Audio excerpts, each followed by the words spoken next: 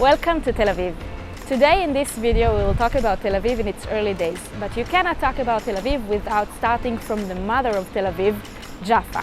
Tel Aviv started as a neighborhood in the outskirts of Jaffa, and later on it developed into the first Hebrew city in the modern era. This mosaic behind me was made by a local artist called Nahum Gutman. He grew up here in Tel Aviv in its very first days, and he dedicated this mosaic to the story of Tel Aviv.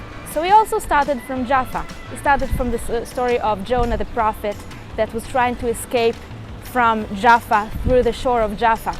And on the other side you can see King Solomon bringing woods from Lebanon through the shore of Jaffa all the way to Jerusalem in order to build the first temple.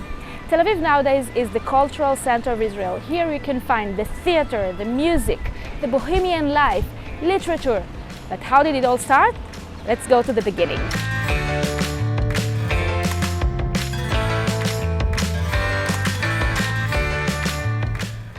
This is the house of Ahron Shlush. The Shlush's family has came to Jaffa in the 19th century. They were dealing with jewelry, so the family had a lot of money, and Ahron Shlush himself was actually the one to donate the money to the establishment of the first Hebrew neighborhood in the outskirts of Jaffa, the neighborhood Neve Tzedek that will later on develop into the first Hebrew city, Tel Aviv. Ahron Shlush himself was also the connection between the Arabs and the Jews that lived in Jaffa. Growing up in Arab society, he knew a lot about the Arab culture, and therefore he could have been the connection between the Arabs and the Jews that lived in Jaffa in the 19th century. Just across the street from Ahron Shlush lived an author, a famous Israeli author called Shai Agnon. Shai Agnon was madly in love with the granddaughter of Ahron Shlush, but Ahron Shlush did not agree that his granddaughter will date with an author, someone who is basically no one. So Shai Agnon, being so in love with her, wrote a poem for her. This poem became very famous and very important in the Israeli literature, and later on in the 60s, Shai Agnon himself will be the first Israeli who won a Nobel Prize for literature.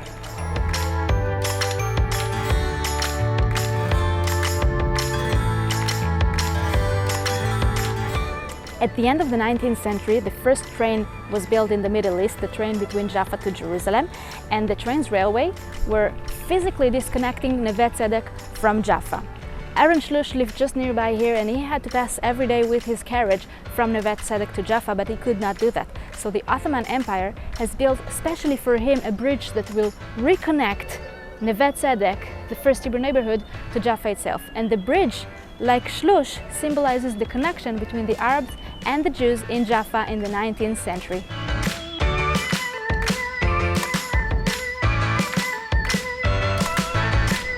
Built in 1914, the Eden Cinema was the first cultural building in the city. It was also the first building that was built with cement. Being the cultural building, it was also the place where the Philharmonic had its first performance, and also if you wanted to come here for a movie, which was, by the way, back then a silent movie, you had to bring your own chair. Today, the building is being renovated, and someday it will become a hotel. Across the street from Eden Cinema, we have a kiosk. This is the third kiosk that was built in Tel Aviv, and the kiosks were part of the culture of Tel Aviv in the 20s and in the 30s. What can you get in a kiosk? Basically, what you get in a kiosk is a gazoz, which was like soda with flavors. The kiosk that was, once again, on the other side of Eden Cinema was also the place where you can gather after you watch a movie.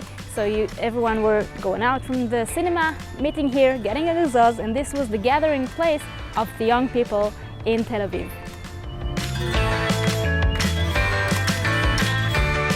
This is Meir Dizengoff, one of the founders of Tel Aviv, and one of the important ones because he was also the first mayor of the city Tel Aviv.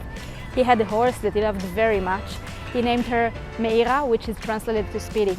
One day, Meira ran to the road and she was hit by a vehicle. Unfortunately for Meir Dizengoff, she passed away. Loving her so much, he wrote a poem for her, and today you can see the poem written on the horse.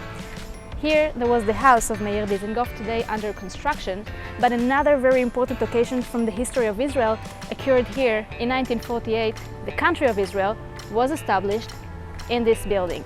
Now follow me, we're going to see a monument that on the monument written the 66 names of the families who founded the city Tel Aviv.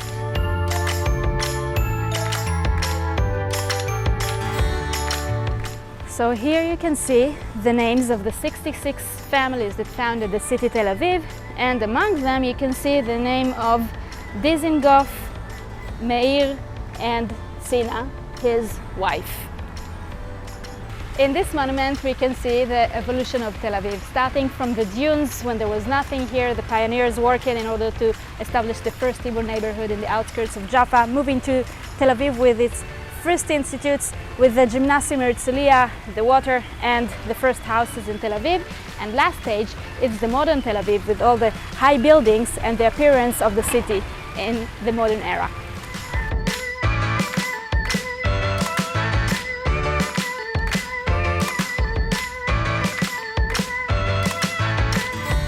Tel Aviv in its early days had one main street, Herzl Street, and 5 parallel streets. So we are now standing on Herzl Street, which was, and until nowadays, is one of the main streets in Tel Aviv. Right behind me, there was one of the most important institutes in Tel Aviv, the first Hebrew high school in Tel Aviv, called Gymnasium Herzliya. Today, the school doesn't exist anymore because it was destroyed by 2 graduates who fulfilled the dream of every student in the world. They destroyed their school and they built instead of it the first skyscraper in the Middle East. Akiva Arye Weiss was one of the founders of Tel Aviv, being responsible for the lottery of the shells, the lottery that divided the houses to the people of Tel Aviv in its early days. He made sure to get a house on the main junction of Tel Aviv, Herzl with Echad Ha'am. The founders of Tel Aviv have decided that the houses will be rounded in order to make more space for the street, as you can see in Akiva Arye Weiss's house. But what a drama! His neighbor decided to build his house not with a round corner, but with a square. So Akiva Arye Weiss was so mad about it, and this story was documented in one of the books of Nahum Gutman that was telling stories about Tel Aviv in its early days.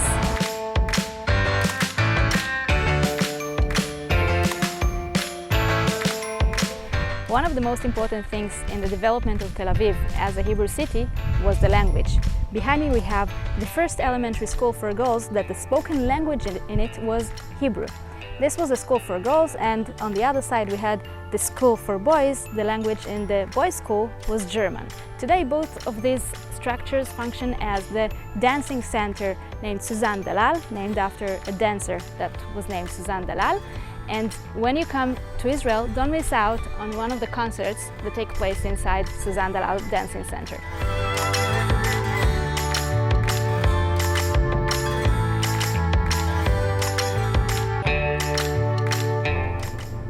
With this mosaic, we will conclude the story of Tel Aviv. Started off as a neighborhood in the outskirts of Jaffa, funded by Ahron Shlush, and the economy was based on Jaffa oranges. Later on, it developed into the first Hebrew city. It has some institutes like the first Hebrew school for girls, the Gymnasium Herzliya, the pioneers working in the sands, in the dunes, and the train, above the train, the bridge disconnecting between Neve Tzedek, the first Hebrew neighborhood, to Old Jaffa. And last but not least, we can see the authors that lived in Neve Tzedek in the beginning of the 20th century. Among them, you can see Shai Agnon, that was the first Israeli Nobel Prize winner for literature.